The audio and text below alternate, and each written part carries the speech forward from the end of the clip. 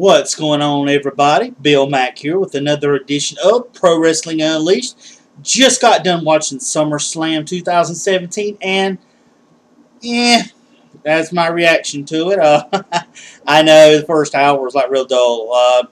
Couple of matches I was looking forward to seeing I thought were pretty good, but overall it was okay. You know, it wasn't exciting as I hoped, but the main event was awesome. I really, and we'll get to that. But thanks for joining me here. Like I said, Pro Wrestling Unleashed, Bill Mack here, dropping the SummerSlam 2017 review. And I will definitely be uploading this and having it hopefully up before dropping Raw on you folks. So let's just get right into it. We had 3 matches on the kickoff show. 2 actual championship matches. Up first, we had The Miz and The Miz Taraj. This was added late, taking on the Hardy Boys and Jason Jordan. Decent match, you know, the Florida matchup. We've seen the Miz end up connecting with the Skull Crushing finale on Jason Jordan to get the victory. This will further, more likely, their feud, and we'll see basically a Miz versus Jason Jordan. I thought they were going to have it since they'd already started the feud with them, but they just kind of rushed it and whatnot, and basically it was a mute point here in this. So at the last minute, they're like, let's just have a match with the Hardys because they're not on it. Let's just throw it together. But the Miz Taraj and the Miz Taraj won the kickoff show, the matchup. Miz hit the Skull Crushing finale on the Jason Jordan for the victory. Up next, this is a rematch for the Cruiserweight Championship. We saw Akira Tozawa defeat Neville on this past week's edition of Raw. Sad to say, folks, and I didn't want to see this happen, which I think is ridiculous, but less than a week into it, and Neville ends up defeating Akira Tozawa to reclaim the Cruiserweight Championship.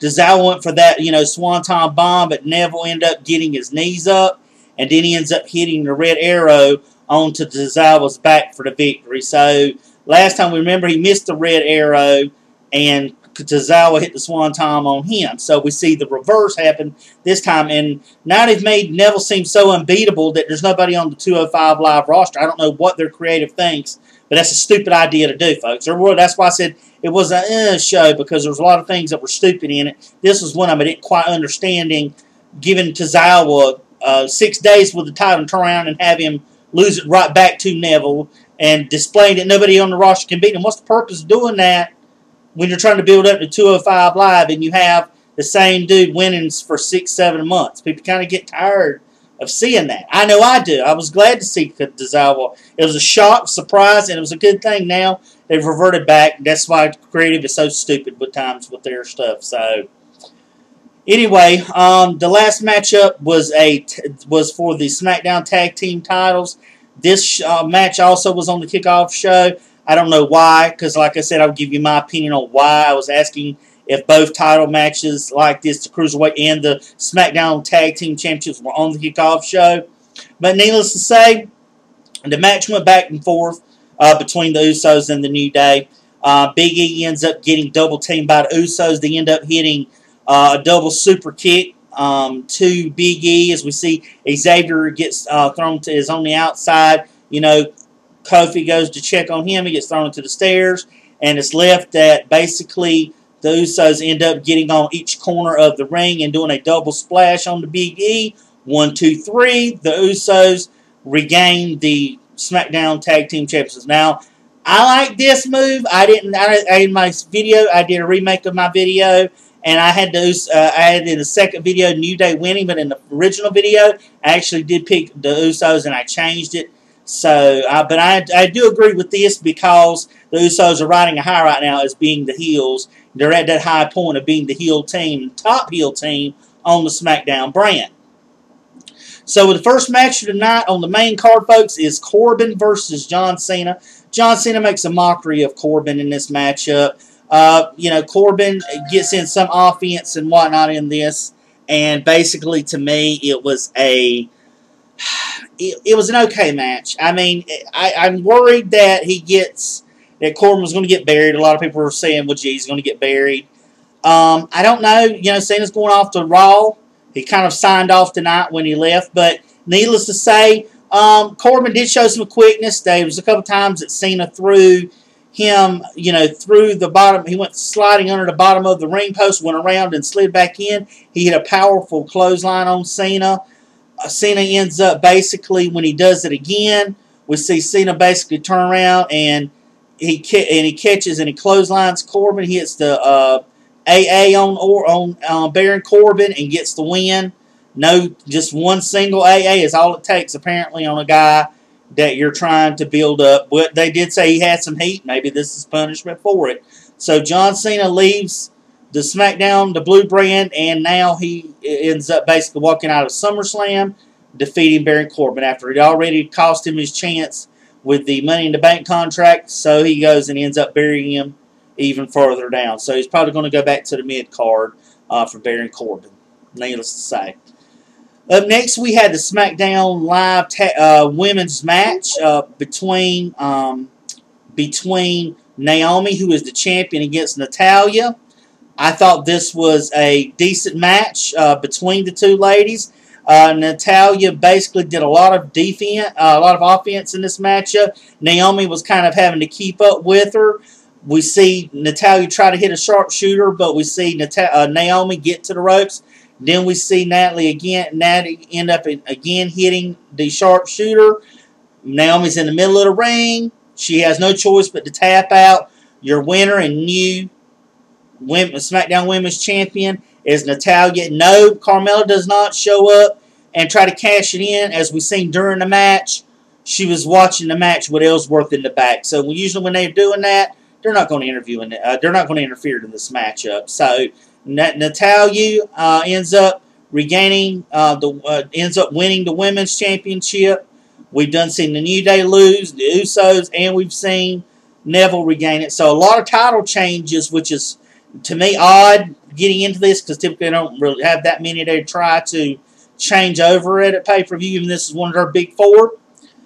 The next matchup is a Battle of the Bigs. You've got Big Cass taking on the Big Show. Remember, Enzo tried to cut a promo at the beginning of the match, but he ends up getting in the Shark Tank cage, and he held high above the ring. Now, remember, Big Show is sporting a broken hand. You can see his hand was wrapped up, and Big Show was dominating the first part of this matchup, but then Big Cass, once the show was doing things that would cause him, when he tried to do a splash, he was having to catch himself, injuring that hand, kind of helping Cass. Cass, once he saw the show in pain, he did nothing but the rest of the matchup working on the Big Show's hand. He had the upper hand in this matchup. We see Enzo show up and have some oil that he puts on himself and gloves, and he sort of squeezes through the bars. But Cass is there waiting on him, and as soon as Enzo drops out of the cage onto the mat, he's met with a big boot. He's laid out. Next thing we see Big Show end up getting hit with a big boot, laid out, and he ends up getting hit again. And Big Cass hits him with the Empire Elbow. 1, 2, 3. Your winner, Big Cass, going along. So I knew this would happen because Big Cass is big in Vince's eyes. He wanted to make sure. Big Cass has been taking the brunt of this feud, but for him to end it up and hopefully wrap this feud up with Enzo, hopefully that's the end of that. So we see Big Cass come out victorious. Up next, this was a weird matchup. They just threw this match together, folks. I don't understand. They didn't have a real big rivalry. We see Randy Orton taking on Rusev. And Rusev went and attacked Randy Orton before the bell rang, threw him into the steps on the outside. He did everything and attacked Randy Orton early before the bell could ring. Now, once the bell rang, Rusev went charging towards Randy in the corner. Randy moves out of the way. Rusev hits the post. Randy hits an RKO out of nowhere. Less than a few minutes, and this match is already over with. Before really you can blink your eye and cough, the match is over with. Randy goes up, poses. That's the end. That's the kind of matchup Randy ends up getting is against Rusev, and it's only like 2 minutes, if even that. So Randy Orton walks out of SummerSlam with a pay-per-view. He had lost 3 straight against Jinder, so we figured it'd be about time for him to get another win at a pay-per-view. So Randy Orton walks out winner. The second women's match, this is from the red brand, the Raw side. We see the champion Alexa Bliss. She's taking on Sasha Banks. Remember, Sasha won her match between her and Nia Jax to have the right to face Alexa Bliss after Bayley was injured by Nia 2 or 3 weeks before that. These girls had a physical match. I will say that. There were a lot of, between these two, a lot of hard hits. The ending shows where Sasha ends up hitting a bank statement, and then we see Alexa get out, but then she ends up locking in another one. Alexa is in the middle of the ring. Of course, she has no choice but to tap, much like we saw in the SmackDown women's match. Now we see the Raw women's match. We see Alexa end up tapping. Sasha Banks is your new Raw women's champion. So, congratulations to Sasha Banks. Yet another title change in this matchup. Now, one match I was looking forward to seeing, just to see the presentation, was the Demon King. He made his appearance after almost a year and taking on Bray Wyatt, Eater Wars. Remember, Bray has tried his best to get the best of Balor. Last week, he poured blood on him and making fun of him, and he warned us. Finn warned us, said, "I've got my demons too." Awesome entrance tonight by Finn and the Demon King gimmick. I thought it was great. The match was pretty good with Finn Balor and him. And we saw between the two, Bray had his chance at offense. We end up seeing Balor hitting a sling blade, and he follows it up and hits a drop kick. Then he goes to the top in the corner, hits the coup de grace on Bray Wyatt. 1, 2, 3. The winner, the Demon King, Finn Balor. So, good topping this. I was glad to see the Demon King. I thought the entrance was pretty cool. He's got the whole world in his hands, kind of a takeoff of Bray Wyatt, kind of more like a mind games thing. Thought it was really good. Alright, we're up to next to the Raw Tag Team title match. This is your champion, Sheamus Cesaro, taking on the 2/3 of the Reformed Shield. We have Seth Rollins and Dean Ambrose. They, of course, came out to their own music rather than the Shield music, which you don't expect that yet, if they even choose to go that route. Now, I thought this match was a good match as well. I thought that it had a lot of double team work, tag team work in it. A true exemplifier of what a true tag team match should be about. We see the ending shows us where Seth ends up hitting the running knee onto Sheamus, and we see he walks right into a Dirty Deeds by Ambrose. 1, 2, 3. Where you have new Raw champions. You have Dean Ambrose and Seth Rollins winning, defeating Cesaro and Sheamus, and getting their first tag team title. And believe it or not, this makes Dean Ambrose a Grand Slam champion, as he's won all the major titles now with the tag team title. So congratulations to Dean by becoming one of the Grand Slam champions. Another match that was going to be interesting to me was one of my favorite guys, AJ Styles. You know, he's the U.S. champion, taking on Kevin Owens, who was the former U.S. champion. Shane McMahon being the referee. I liked the action. There was things I didn't like about the match. I didn't like Shane got bumped 3 different times, twice by KO. I was not a big fan of that. I could have seen it being near the end of the match and Shane getting bumped, but 3 times during the match getting bumped, and nobody got disqualified, but it was okay. That's just how they do things. We've seen a bunch of kickouts and the finishers, the pop-up powerbomb. KO hits on AJ. He kicks up. AJ ends up trying to do the calf crusher. He gets out of that. He tries to do the Styles Clash before. He kicks out of that. So a lot of kickouts of signature moves or finishers. But the ending did come down where AJ got the last laugh as he ends up hitting the Styles Clash on KO, getting the 1, 2, 3, retaining the U.S. Championship. AJ Styles, the phenomenal one. So, decent match. Did not like the bumps about Shane taking 3 of them. I mean, come on, really? One of the next to the last matchup of the night. This is for the WWE title. The modern day Maharaja, the WWE champion, Mr. Jinder Mahal, taking on the artist known as Shinsuke Nakamura. Now, I had already picked Nakamura possibly to win because we done seen Baron lose the Money in the Bank contract. Shinsuke dominates most of this matchup. He puts in a lot of offense. This is one of the best matches I had seen Shinsuke fight while in WWE on the main roster. So I thought it was good. But somehow we've seen interference cost, and it pays to have guys following you around. And the Singh brothers end up interfering not once, but when it sets down, when it counts the most, they interfere again, because we see the ending where Shinsuke sits up in the corner. He's going to hit the Shinsa. I keep getting it mixed up. What is moved? The Kinshasa on him, on Jinder Mahal. But we see the Singh brothers interfere, and Shinsuke gets his eyes off of Jinder. Jinder ends up hitting the Colossus onto Shinsuke right in the middle of the ring, just flat out of nowhere. 1, 2, 3. Jinder retains. So it looks like it's not Shinsuke's time just yet. I thought it would be. I felt like it should be. But now that we see Jinder retaining that championship, they're just not ready to take it off of him just yet. So we'll see how long and who's going to be the lucky one to do it if Shinsuke is to not do that. So last but not least, folks, this was the match of the night. This was the Fatal 4-Way for the Universal title. You have the Universal Champion, Brock Lesnar, taking on Roman Reigns, taking on Braun Strowman, taking on Samoa Joe. And these guys were physical. Brock was put through the ringer tonight. He got buried. He got speared through the barricade. We seen Brock did have some offense, which was, of course, suplexes. That's really all he done.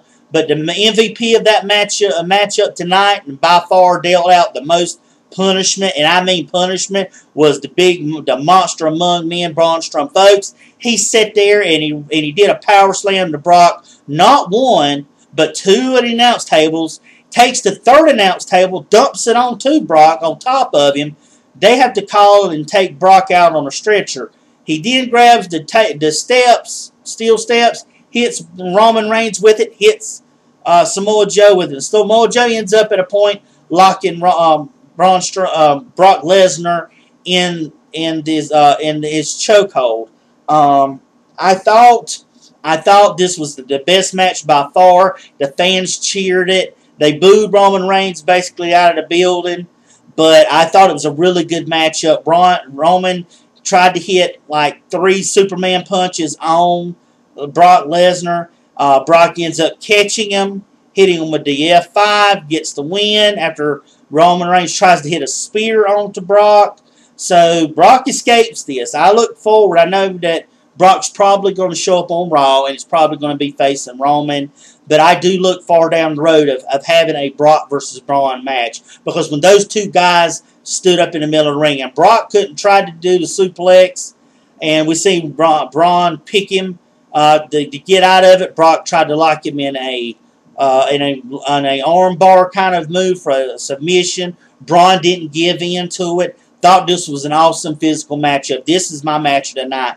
And the fans just loved it. They just ate it up. And Brock barely escaped as champion. So this was an awesome match. I thought some of the matches were great tonight. Some of them not so much booking. Some of them wasn't too much of a fan of. But we'll try to get it up. But I'm glad that you joined me for this video. Like I said, the SummerSlam review. And I will have this up and look for my Raw report or my Raw review or recap coming up soon. And I'll drop it for you folks as soon as I can.